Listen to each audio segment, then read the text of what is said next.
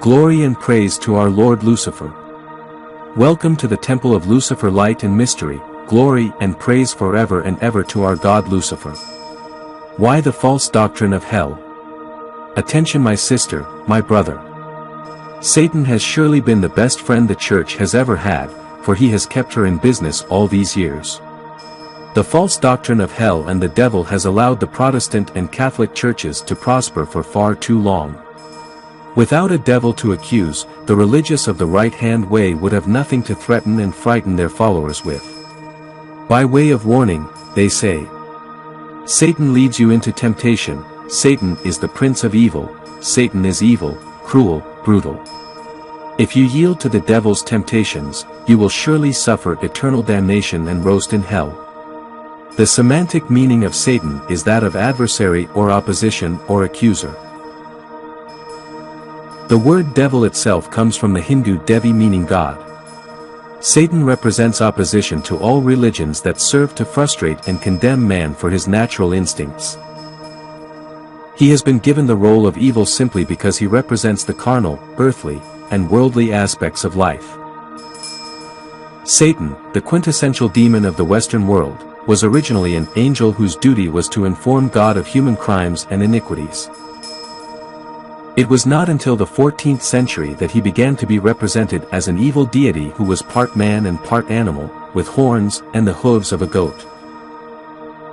Before Christianity gave him the names Satan, Lucifer and other names, the carnal part of human nature was ruled by the god then known as Dionysus, or Pan, represented by the Greeks as a satyr or faun.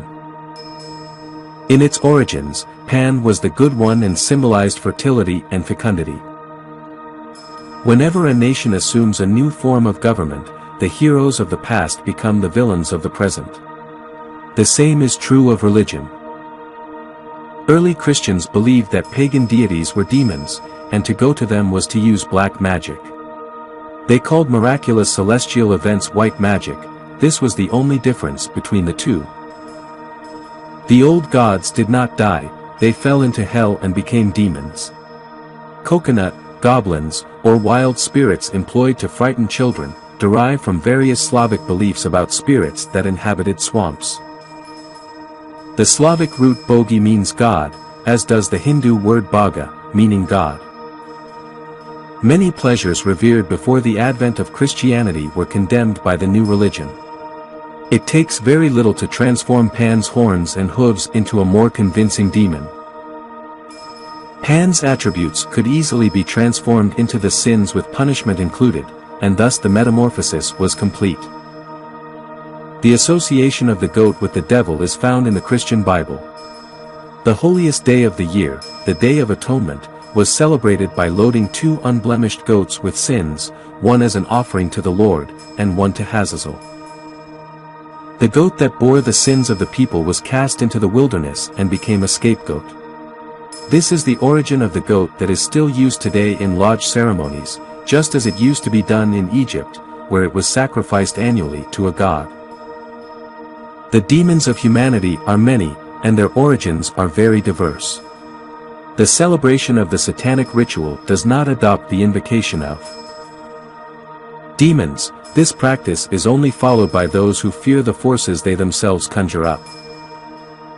Supposedly, demons are malevolent spirits whose attributes lead to the degradation of people or events with which they come into contact.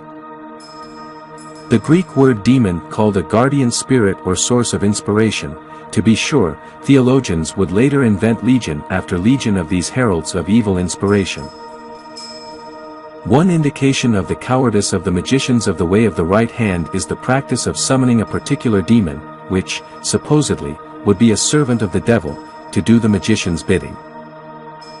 The assumption is that the demon, being nothing more than a lackey of the devil, is easier to control. The occult tradition postulates that only a formidably protected, or else insanely reckless sorcerer would attempt to summon the devil in person. The Satanist does not furtively call upon these lesser devils, but openly invokes those who make up that infernal army of enduring outrage, the devils themselves. Thank you.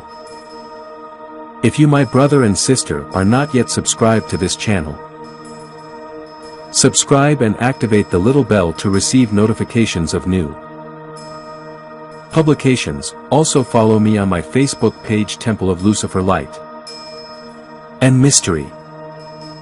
Glory and praise to our Lord Lucifer.